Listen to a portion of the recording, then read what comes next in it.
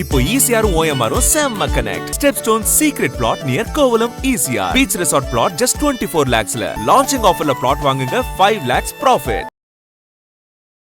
இந்த ஒரு படை மட்டுமே பெண்களுக்கு எதிரான குற்றங்களை தடுக்குமான்றது பெரிய கேள்விதான். விமன் அதிகமாக ரோல் காவல்துறையில், பெண்களுக்கான பங்களிப்பு அதிகப்படியாக காவல்துறையில் ஏற்படுத்தப்படுவது என்பது வரவேற்கத்தக்கது. அது இட்ஸ் அ குட் மூவ், அதில் சந்தேகம் கிடையாது. போலீஸ் மட்டும் பெண்களுக்கு எதிரான குற்றங்களை தடுக்க முடியாது. நிச்சயமா அது ஒரு ரோல், ஒரு பங்களிப்பு. அதை தாண்டி தனி மனிதன் மாறணும். ஆண்களோ பெண்களோ, பெண்களுக்கு எதிராக பெண்களே இழைக்கப்படக்கூடிய குற்றங்களும் பெரிய அளவில் இன்னைக்கு நிகழ்ந்து கொண்டிருக்கின்றன. அதுவும் உங்களுக்கு தடுக்கப்பட வேண்டும். எவ்வளோ பேர் இதில் ஃபோர்ஸில் ஈடுபட போகிறாங்க, மாநிலம் முழுவதுமே எல்லா மாவட்டங்கள்லையும் இது இருக்க போதான்றதுலாம் நமக்கு தெரியல.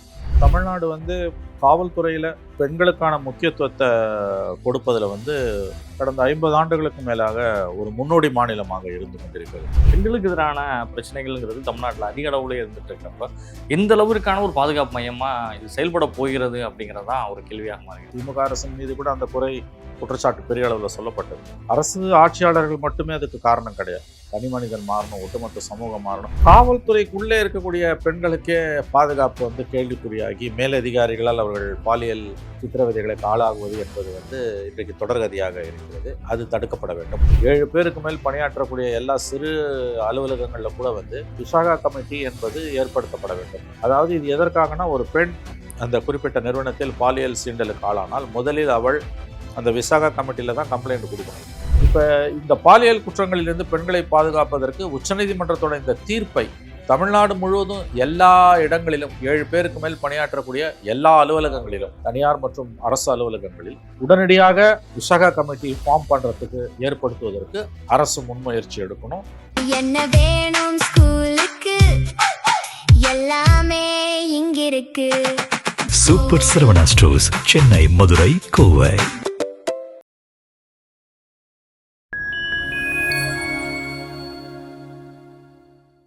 ஃபேண்டம் மீடியாவோட ஒரு ஸ்பெஷல் இன்டர்வியூவில் சிறப்படைப்பாளராக தமிழ்நாட்டினுடைய மூத்த உதவியாளர் மணிசார் அவர்கள் இணைந்துள்ளார். சமகால அரசியல் நிகழ்வுத்த பல்வேறு கேள்விகளை முன்வைக்கின்றோம். வாருங்கள் நிகழ்ச்சிகள்.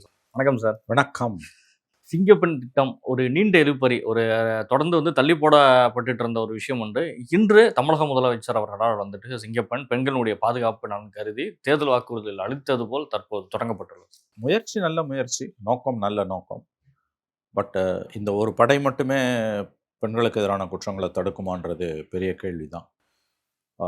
ஏன்னா நடைமுறையில் நிறைய சிக்கல்கள் இருக்குது. ஜூரிஸ்டிக்ஷனல் போலீஸோட ரோல் முக்கியம் இதில். ஏன்னா இந்த படை பிடிக்கலாம், அவங்கள தடுக்கலாம். அதுக்கு பிறகு வழக்கு நடத்துறது எல்லாம் லோக்கல் போலீஸ், அந்த சம்மந்தப்பட்ட காவல்துறை தான் நடத்த முடியும். ஏன்னா any force is only a protecting force தான். அவங்களால நீதிமன்றங்களில் வழக்கை தொடர்ந்து நடத்துறதுன்றது அது அவங்க வேலை கிடையாது. சிங்கப்பெண் அவங்களுக்கு என்ன மேண்டேட் கொடுத்துருக்காங்கன்றதும் நமக்கு தெரியல. இப்போ அந்த ஏற்கனவே அம்மா பெட்ரோல்னு ஒன்று ஜெயலலிதா பீரியடில் போட்டது, அந்த வாகனங்கள் அப்படியே தான் இருக்குது. விமன் அதிகமாக ரோல் காவல்துறையில், பெண்களுக்கான பங்களிப்பு அதிகப்படியாக காவல்துறையில் ஏற்படுத்தப்படுவது என்பது வரவேற்கத்தக்கது. அது இட்ஸ் அ குட் மூவ், அதில் சந்தேகம் கிடையாது. அது எப்படி செயல்படுதுன்றதை நம்ம பார்க்கணும். என்ன மாதிரியான அதிகாரங்கள் அவர்களுக்கு கொடுக்கப்படுகின்றன, என்ன வேலை அவங்களுக்கு கொடுக்கப்படுது, ஓவராலாக அவங்க எப்படி செயல்பட போகிறாங்க, இவ்வளோ விஷயங்கள் அதில் இருக்குது. இது சமூகத்தின் பார்வையில் பார்க்கும்பொழுது போலீஸ் மட்டும் பெண்களுக்கு எதிரான குற்றங்களை தடுக்க முடியாது. நிச்சயமாக அது ஒரு ரோல், ஒரு பங்களிப்பு. அதை தாண்டி தனி மனிதன் மாறணும். ஆண்களோ பெண்களோ, பெண்களுக்கு எதிராக பெண்களே இழைக்கப்படக்கூடிய குற்றங்களும் பெரிய அளவில் இன்றைக்கி நிகழ்ந்து கொண்டிருக்கின்றன. அதுவும் உங்களுக்கு தடுக்கப்பட வேண்டும். எவ்வளோ பேர் இதில் ஃபோர்ஸில் ஈடுபட போகிறாங்க, மாநிலம் முழுவதுமே எல்லா மாவட்டங்கள்லையும் இது இருக்க போதான்றதெல்லாம் நமக்கு தெரியல. பட் ஒரு நல்ல முயற்சி தான். 90களின் 91, 96 ஜெயலலிதா பீரியடில் ஆல் விமன் போலீஸ் ஸ்டேஷன்ஸ் ஏற்படுத்தினாங்க. அது ஒரு நல்ல முயற்சி. அதன் பிறகு எல்லா அரசாங்கங்களும் அதை மேலும் பலப்படுத்துறதுல தான் பண்ணாங்களே வழி யாரும் அதை ஒழிச்சு காட்டல. இன்ஃபேக்ட் பெனசீர் பூட்டோ பிரதம மந்திரியாக பாகிஸ்தானில் இருக்கும் பொழுது ஆல் விமன் போலீஸ் ஸ்டேஷன்ஸ் பற்றி ஆராய்வதற்காக பாகிஸ்தான்லேருந்து ஒரு குழுவே இங்கே வந்தது. எனக்கு நன்றாக நினைவு இருக்கிறது. அந்த பீரியடில், பெனாசீர் பீரியடில் வந்தது. அது இங்கே அவங்க சுற்றி பார்த்துட்டு 1000 lights all women police station தான் முதல்ல வந்த அமைப்பு. அது அங்கே ஆய்வுகளை எல்லாம் அவங்க மேற்கொண்டாங்க, கேட்டறிந்தார்கள் எப்படின்னு. இந்தியாவுக்கே முன்னோடியான ஒரு திட்டம் தான். 73ல் கலைஞர் தான் முதல் பெண் காவலர்களை நியமனம் பண்ணார். இன்ஃபேக்ட் அதில் முதலாக பெண் காவலராக தேர்ந்தெடுக்கப்பட்ட ஒரு லேடி கான்ஸ்டபிள், அவங்க இன்ஸ்பெக்டர் ரேஞ்சு வந்து ரிட்டையர் ஆனாங்க 83 வயதில். இப்போ ஒரு வாரத்துக்கு மேலே இறந்து போனாங்க. அவங்க நீலாங்கரையில் இருந்தாங்க, அந்த அவங்க வசித்து வந்தார். அவர் 83 வயது பெண்மணி.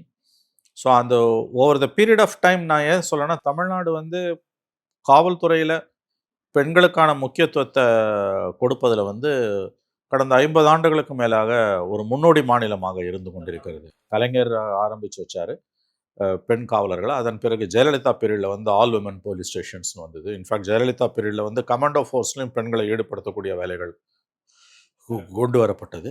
மூன்றாவதாக இப்போ விஜய் அவர்களுடைய ஆட்சி காலத்தில் வந்து சிங்கப்பெண் திட்டம்னு கொண்டு வராங்க. எப்படி செயல்படுறாங்கன்றதை பொறுத்திருந்து தான் நம்ம பார்க்கணும்.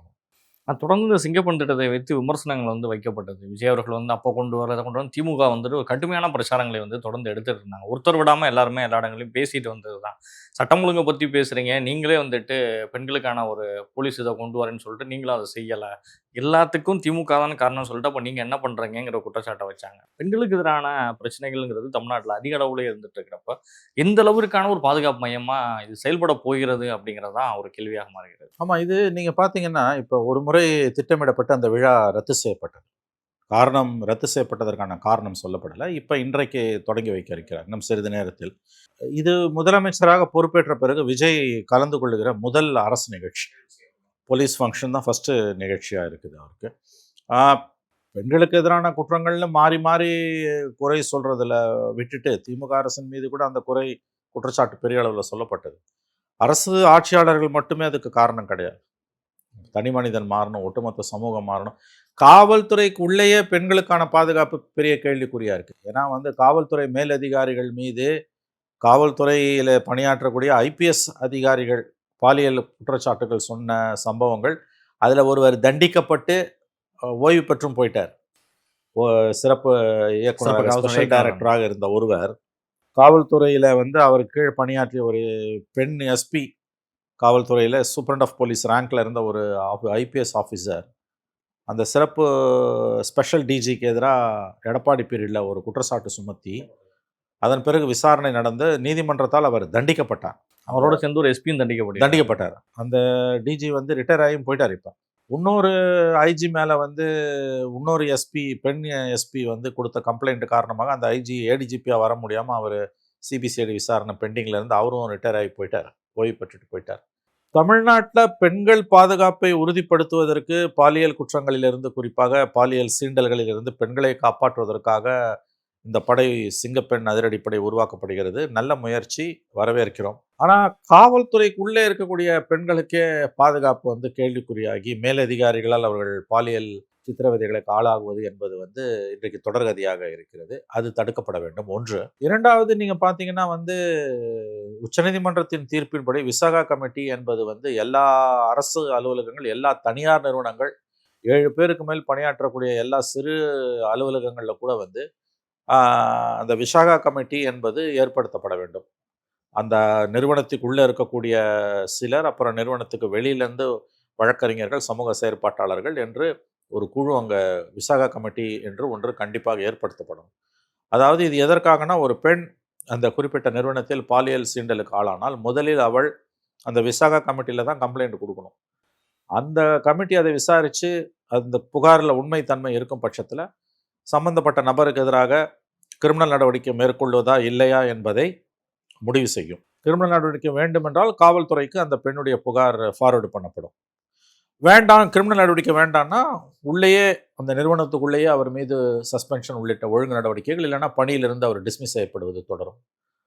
இப்போ பிரச்சனை என்னன்னா, உச்சநீதிமன்ற தீர்ப்பு ரொம்ப தெளிவாக நாடு முழுவதற்குமானதாக இருந்தாலும் 2011-12 வந்த இந்த தீர்ப்பு பல நிறுவனங்களில், மிக உயர்ந்த நிறுவனங்கள், மருத்துவமனைகள், அரசு அலுவலகங்கள், பெரும்பாலான தனியார் நிறுவனங்களில் கூட சிறிய மற்றும் பெரிய நிறுவனங்களில் விசாகா கமிட்டி என்ற ஒன்று ஏற்படுத்தப்படவே இல்லை. விஜய் அவர்களுடைய இந்த சிங்கப்பெண் அதிரடி திட்டம் வரவேற்கத்தக்கது என்பதில் மாற்று கருத்து யாருக்கும் இடம் இருக்க முடியாது. ஆனால் இப்போ இந்த பாலியல் குற்றங்களிலிருந்து பெண்களை பாதுகாப்பதற்கு உச்சநீதிமன்றத்தோட இந்த தீர்ப்பை தமிழ்நாடு முழுவதும் எல்லா இடங்களிலும் 7 பேருக்கு மேல் பணியாற்றக்கூடிய எல்லா அலுவலகங்களிலும், தனியார் மற்றும் அரசு அலுவலகங்களில் உடனடியாக விசாகா கமிட்டி ஃபார்ம் பண்ணுறதுக்கு ஏற்படுத்துவதற்கு அரசு முன்முயற்சி எடுக்கணும். அதை கண்டிப்பாக வந்து அவங்க வந்து ரொம்ப ஸ்ட்ரிக்டாக வந்து அதை வந்து இம்ப்ளிமெண்ட் பண்ணணும். ஏன்னா சுப்ரீம் கோர்ட் ஜட்ஜ்மெண்ட் அது. இந்தியா பூரா பலரும் அதை செயல்படுத்துறது இல்லை. மிகப்பெரிய மீடியா ஹவுசஸ்லேயே அந்த மாதிரியான அமைப்புகள் இல்லாமல் இருக்குது. ஆகவே இதையும் இந்த சிங்கப்பெண் அதிரடி திட்டத்தை தொடர்ந்து பரந்துபட்ட அளவில் இந்த பெண்களுக்கு எதிரான குற்றங்கள் குறைக்கப்பட வேண்டும் என்றால், முற்றிலும் தடுக்க முடியாது, பெரிய அளவில் குறைக்கப்பட வேண்டும் என்றால் கண்டிப்பாக வந்து விசாகா கமிட்டி என்ற ஒன்றை அந்த கைட்லைன்ஸ் படி எல்லா அலுவலகங்களிலும் ஏற்படுத்துவதற்கு, தனியார் மற்றும் அரசு அலுவலகம் ஏற்படுத்துவதற்கு ஜோசப் விஜயோட அரசு முன்முயற்சிகளை எடுக்கணும். எல்லா மாவட்ட கலெக்டர்களுக்கும் உத்தரவு பிறப்பிக்கப்படணும். ஏன்னா அவங்க தான் இம்ப்ளிமெண்டிங் அத்தாரிட்டி. பண்ணக்கூடிய இடத்துல இருக்கு. ஆமாம், அதை செஞ்சாங்கன்னா அது நன்றாக. நிச்சயமா சார், உங்களுடைய நேரங்களை ஒதுக்கி பல்வேறு கேள்விகளுக்கு பதில் தந்தாங்க. நன்றி சார்.